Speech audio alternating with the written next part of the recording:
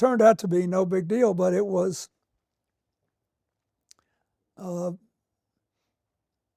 I basically kind of lost my balance, and I knew I was sick, and I went to the hospital and checked in. They said I was severely dehydrated, and I got great care, and I left the next day. And how's your health now? As far as I know, it's great. But when you're older, you have to be more careful to stay hydrated. Speaking of aging, there's this book that came out that talks about Joe Biden and the people around him seeing that he had cognitive and physical decline. Did you ever have a moment with him where you thought maybe he was unfit to run for No. president? No. I thought he was a good president. The only concern I thought he had to deal with was, could anybody do that job until they were 86?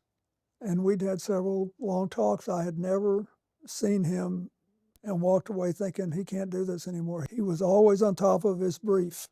You never saw any cognitive No. decline? So I didn't know anything about any of this, and I haven't read the book.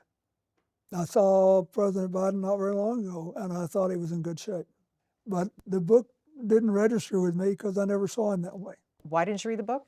I didn't want to, because he's not president anymore, and I think he did a good job, and I think we are facing challenges today without precedent in our history.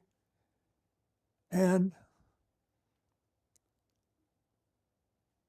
some people are trying to use this as a way to blame him for the fact that Trump was reelected. At this point, do you think there are any limits to President Trump's power? Oh, yeah. Who's stopping him? The courts.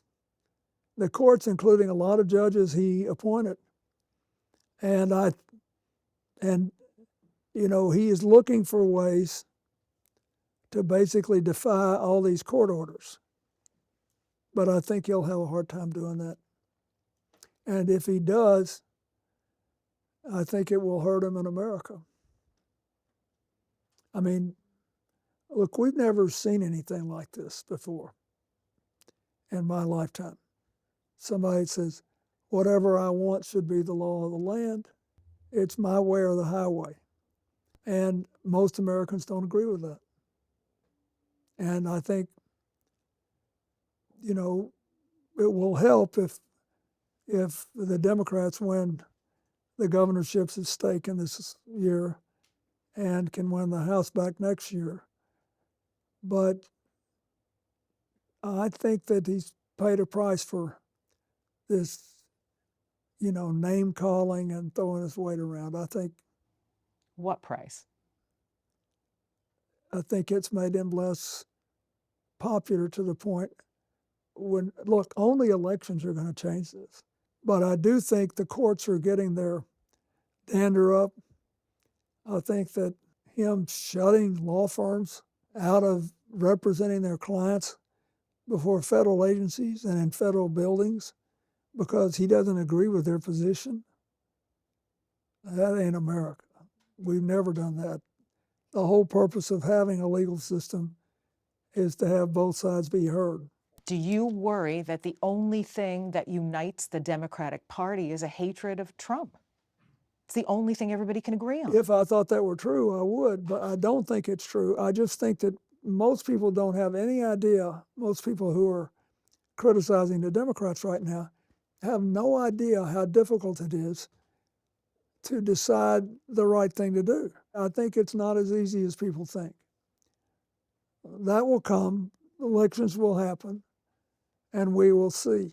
President Trump has a right to do what he thinks is right. He's doing it. The courts are doing their jobs. There will be other elections. But someone needs to stand up and say, damn it, what we have in common matters more.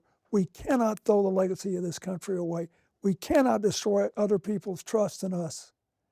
We need to preserve that and find a way to work together and not humiliate other people just so we can win. We got to just calm down and try to pull people together again. That's what I think.